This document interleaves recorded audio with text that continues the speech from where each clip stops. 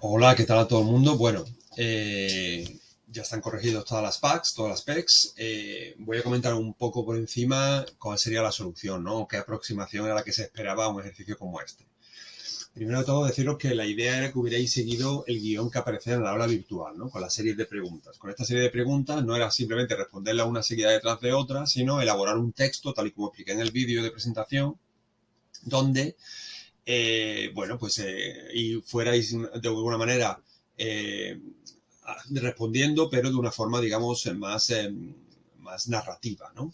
Eh, para eso, para poder responder adecuadamente a todas las preguntas, había que haberse leído todos los textos, ¿no? O sea, había que haberse leído el material PDF de Stroop, que es el, digamos, el de la UOC, pero también los textos de Bourdieu y los textos de Boudon, porque de hecho no solamente es que aparezcan un par de preguntas al respecto en, en el aula virtual, sino que además, sobre todo Boudon, contribuye mucho a explicar esa diferencia entre Homo economicus y perspectiva sociológica, a lo que él llama el Homo sociologicus, ¿no?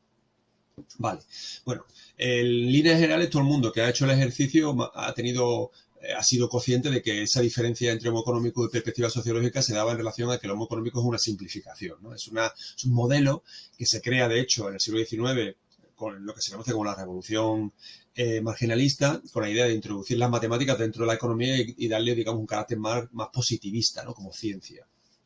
Pero claro, esa modelización contribuye al final a hacer una simplificación. Y la sociología lo que aprende es todo lo contrario, complejizar la perspectiva del ser humano comportándose en sociedad, ¿no?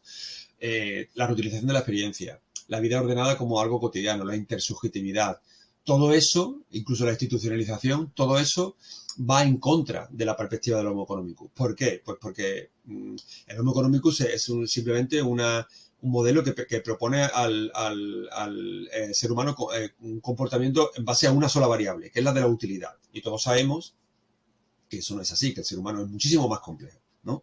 La reutilización de la experiencia, por ejemplo, es digamos, es como una especie como de programación, por decirlo así, de alguna manera, en la que tenemos interiorizado a lo largo de nuestras dinámicas de socialización desde que somos pequeños y que nos hace actuar de determinadas maneras sin tener que estar continuamente pensando si aquello que hacemos es útil o no, o si es eficiente o no, sino que simplemente nos comportamos así. Y muchas veces, de hecho, va en dirección contraria a lo que el Homo economicus haría.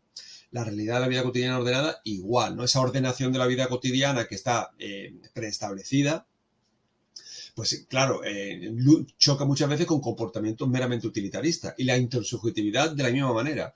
Si la sociedad o la realidad social está construida entre todos, la aplicación del Homo economicus a un comportamiento individual puede chocar precisamente con la forma en que tiene de ver la realidad otra persona, de otras culturas, de otras sociedades, que no se comporta de la misma manera. Con lo cual, el Homo económico ahí entra como, digamos, en cierta medida, en conflicto, ¿no? Con esa perspectiva.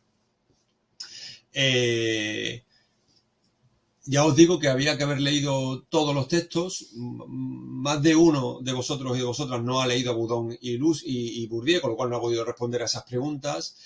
Boudon es muy interesante, sobre todo por su elaboración del concepto de homo sociológicus para completar el homo economicus, y Bourdieu con el tema de ilusio, que hace referencia a que no solamente el interés material o económico es el que hace que se mueva al ser humano, sino que ese interés no es tanto económico, sino como por participar en el juego social, ¿no? Y esto es muy interesante y era una de las preguntas que se hacían. Claro, una vez todo esto planteado, la idea de que de la perspectiva sociológica es mucho más compleja y por tanto es más comprensiva y explica mejor el comportamiento del ser humano es así. Algunos de vosotros y vosotras pues habéis simplemente respondido en un ejercicio muy breve, sí, la perspectiva sociológica es la más compleja, ¿no? O la que mejor explica el comportamiento del ser humano. Pero claro, para llegar ahí había que haber hecho todo un recorrido dotándote de argumentos, como los que he señalado con anterioridad, para poder afirmar finalmente que eso es así, ¿vale? Vuelvo a comentar el hecho de que esta asignatura es una asignatura de evaluación continua. Es decir, que aquellos y aquellas que no habéis podido dedicar tiempo y esfuerzo ahora a esta PAC, o que habéis aprobado pero que habéis sacado una nota que no os parece suficiente, pues le podéis dedicar más tiempo y esfuerzo a las siguientes PACs y así de tal manera al final del ejercicio, al final del cuatrimestre, perdón, pues aprobar la asignatura incluso con muy buena nota, ¿no? Ya os digo que por mi experiencia la primera PAC es la más compleja, porque es como bueno, las estudiantes y las estudiantas de economía son gente que sois gente que tiene una perspectiva muy economicista de la realidad, ¿no? Y cuando la sociología te dice, no, esto no es así, sino que hay que pensarlo con una perspectiva crítica, hay que pensarlo con una perspectiva desenmascaradora, al principio os quedáis un poco, bueno, así, ¿no? Sorprendidos, pero ya entendéis precisamente la dinámica y los siguientes ejercicios son mucho más fáciles, ¿vale? Así que nada, nos vemos en la siguiente y espero que tengáis unas buenas vacaciones de Semana Santa. Un saludo.